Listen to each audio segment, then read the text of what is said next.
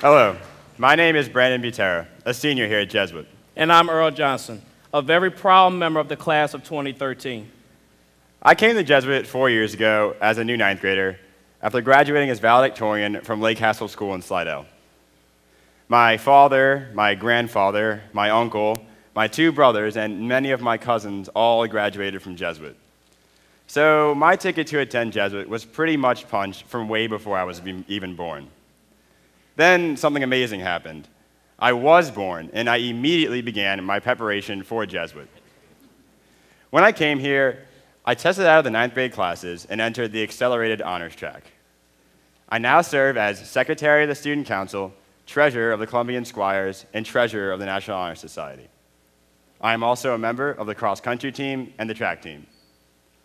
I hope to attend the University of North Carolina at Chapel Hill to major in pre-med. Before Jesuit, I attended St. Rita of New Orleans.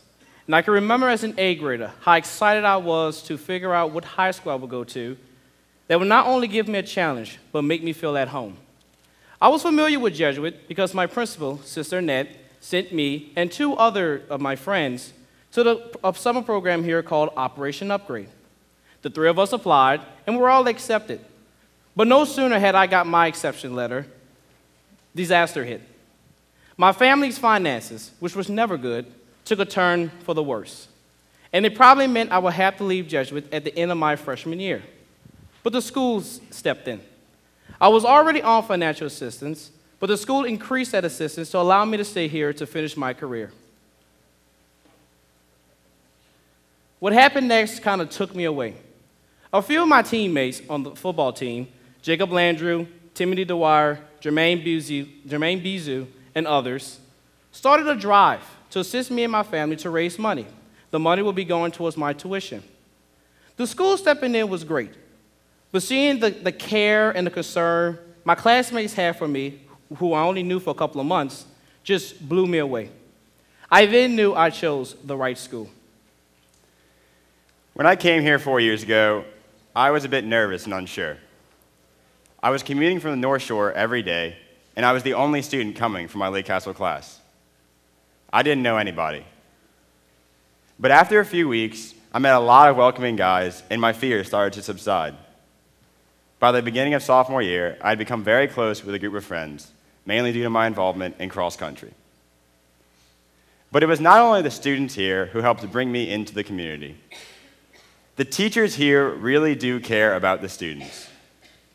They know what it takes to be successful in college, and they are determined to prepare us for that next level of our education. And a lot of help is available along the way. Students can meet with teachers virtually any time during school hours. Sophomore year, when I was struggling with chemistry, I went to see my teacher, Mr. Clark, every single morning. He was always willing to help and never complained, aside from a few jokes here and there. The teachers here do not just seem like distant adults who you can never relate to. Whether it's during class, during lunch, or at an extracurricular activity, students are constantly engaging teachers and forming bonds with them. I can name many teachers here who I can easily sit down and have a chat with as if they were just another one of my closest friends. My involvement here at Jesuit includes being a member of campus ministry and the St. Peter Claver Club.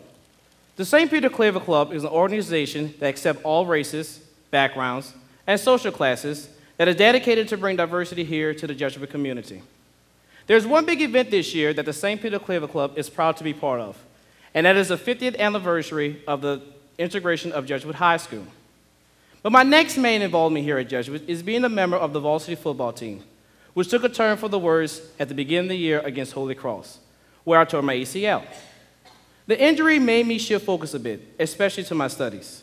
I am in the regular college prep track here, and I plan to go on to either Southern Miss or Nicholls State, and study either sports medicine or education. My goal is to return to Jesuit to teach and coach. Hopefully, if I do it quick enough, some of you guys may be in my class. I mentioned before how the teachers here are very caring.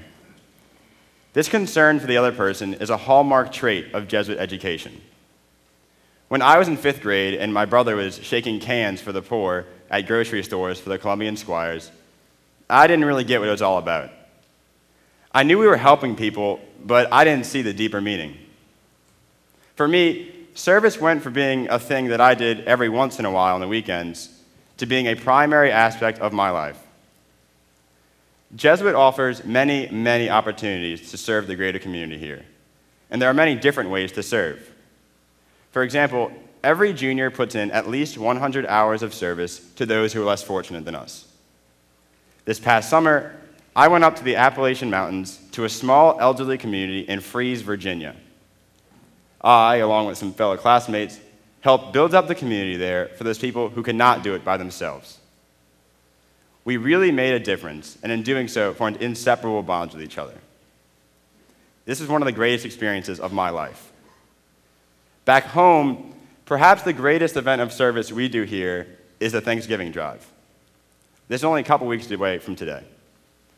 For me, this is the best day of the school year. We buy, gather, package, and deliver meals for hundreds of families around town. Every year is a new experience as we help out new, needy families.